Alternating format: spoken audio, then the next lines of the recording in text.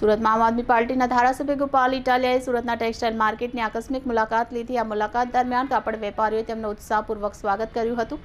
ધારાસભ્ય ઇટાલિયાએ વેપારીઓ સાથે કાપડ ઉદ્યોગની સામે આવેલી અગવડતા અને સમસ્યાઓ વિશે ચર્ચા કરી જરૂરી માહિતી મેળવી। છેલ્લા ઘણા સમયથી ટેક્સટાઇલ માર્કેટમાં ચાલી આવતી મંદી વચ્ચે આમ આદમી પાર્ટીના વિસાવદરના ધારાસભ્ય ગોપાલ ઇટાલિયાએ અચાનક સુરત રિંગ રોડ સ્થિત મિલેનિયમ ટેક્સટાઇલ માર્કેટની મુલાકાત લીધી હતી।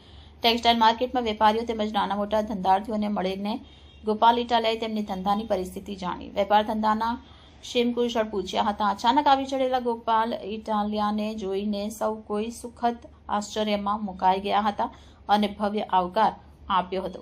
ગોપાલ ઇટાલિયાની ટેક્સટાઇલ બજારની મુલાકાત વખતે કાપડના વેપારીઓએ પોતાની વ્યથા જણાવતા કહ્યું, ટેક્સટાઇલ માર્કેટ છેલ્લા ઘણા સમયથી ખૂબ જ કપરા સમયમાંથી પસાર થાય છે। સરકાર પણ ટેક્સટાઇલ ઉદ્યોગને બેઠો કરવામાં કોઈ ધ્યાન આપી રહી નથી। સુરતે બબ્બે ટેક્સટાઇલ મંત્રી કેન્દ્રને આપ્યા છતાં સ્થિતિ ઠેરની ઠેર છે।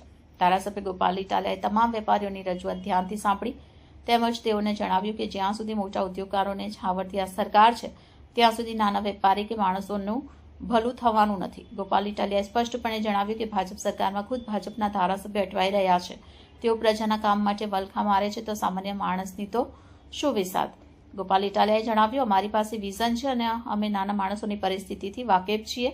અમે એમની પીડા સમજાય છે, પરંતુ જ્યાં સુધી નાના માણસને ધંધાર્થીઓ જાગૃત ન થાય ત્યાં સુધી કંઈ થઈ શકવાનું નથી। વડોદરાનો દાખલો આપતા ગોપાલ ઇટાલિયાએ જણાવ્યું, ભાજપ રાજમાં ખુદ એમના જ ધારાસભ્યોની રજૂઆત કોઈ સાંભળવા તૈયાર નથી અને આને માટે તમારે સરકાર બદલવી જ રહી, જે નાના માણસના દુઃખ દર્દ, વેપારમાં ઉતાર ચઢાવ, નાની મોટી સમસ્યા સમજી શકે।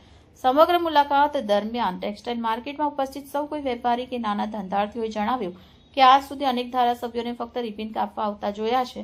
ગોપાલ ઇટાલિયા પહેલા એવા ધારાસભ્ય જોયા કે જે લોકોની સમસ્યા સાંભળવા અને પીડા સમજવા તેમની પાસે જાય છે।